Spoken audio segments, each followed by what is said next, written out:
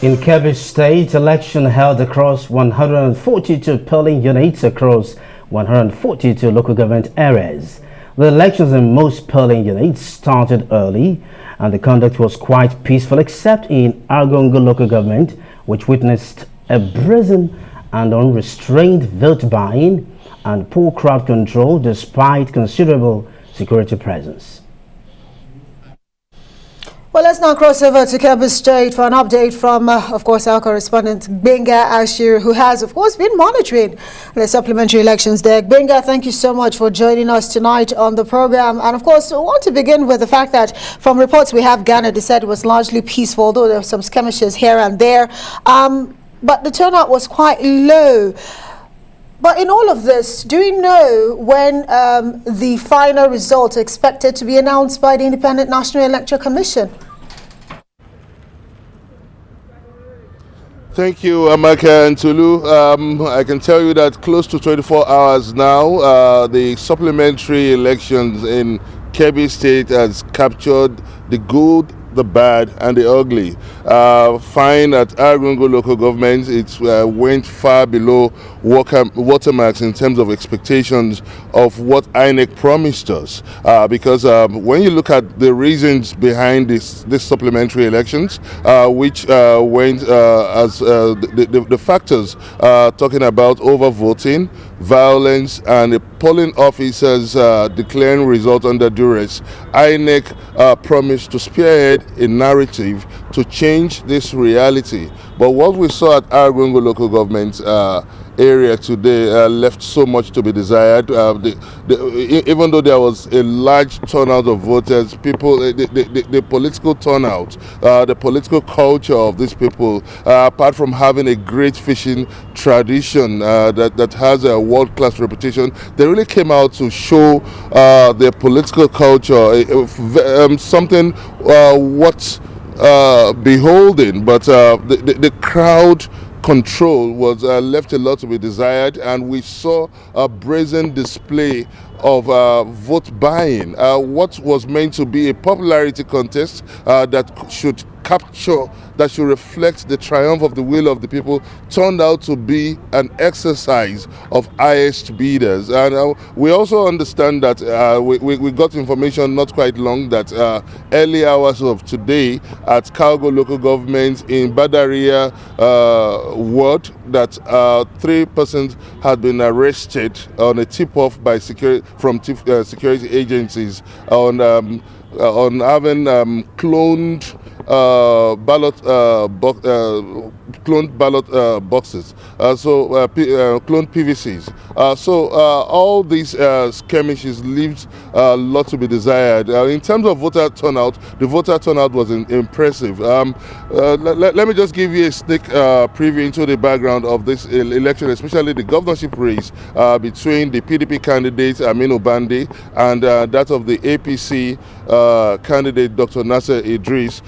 We understand that before the supplementary election, there was about a 34,000 marginal difference between the leader and the challenging candidate, Major General Aminu Bande. But when you look at the interesting statistics and the political history, that INEC has never recorded up to 50% turnout in any election in Nigeria. And the last election, considering the fact that we had a 37% voter turnout, and now what is required now is 91,000 voters at stake. So what would be required is that for the challenging candidate to get a 50% turnout of voters, and they should expect the leading candidate to have a 0% in terms of marginal difference. So all these statistics, why would we not want to lead you into speculations about the election results? Now, back to your question, I spoke with the PRO, the head of the media of the Kebbi INEC, and he said that the requirements, the expectation from the INEC office to convey the state collation is to get at least 5 results, that if by 10 a.m.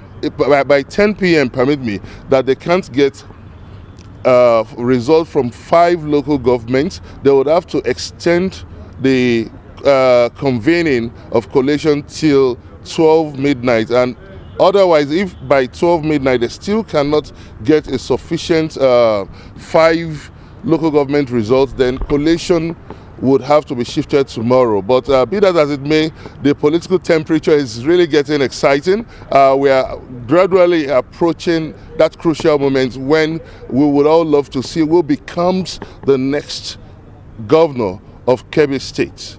The fact here is that elections have taken place across 142 wards across the 20 local government area, and everybody is waiting with bated breath to see who becomes the next governor of Kebbi State.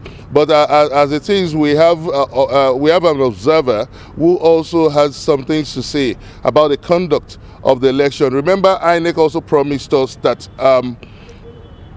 that in order to avoid the situation where a polling officer will be declaring results under duress, that they are coming with well-trained professionals, INEC-owned staff that must abide by the rules of engagement, and anything short of this, such a staff will be shown the way out. So they promised to reduce the number of ad hoc staff. But when we got to Gwandu local government, the theater of violence in the last election, we saw deployment of ad hoc staff, which also left a lot to be desired, considering that such a delicate local government that has about 8,700 voters, they should have deployed their best hands in ensuring that the narrative is changed in that area. All right, Gbenga, let me jump in right there. You've left us with virtually everything, so there's absolutely nothing more to ask at this point, because you just gave a general overview. No, thank you very much, Gbenga. It will be nice. It will be nice to get. Okay. Thank you, Gbenga. Thank you very much.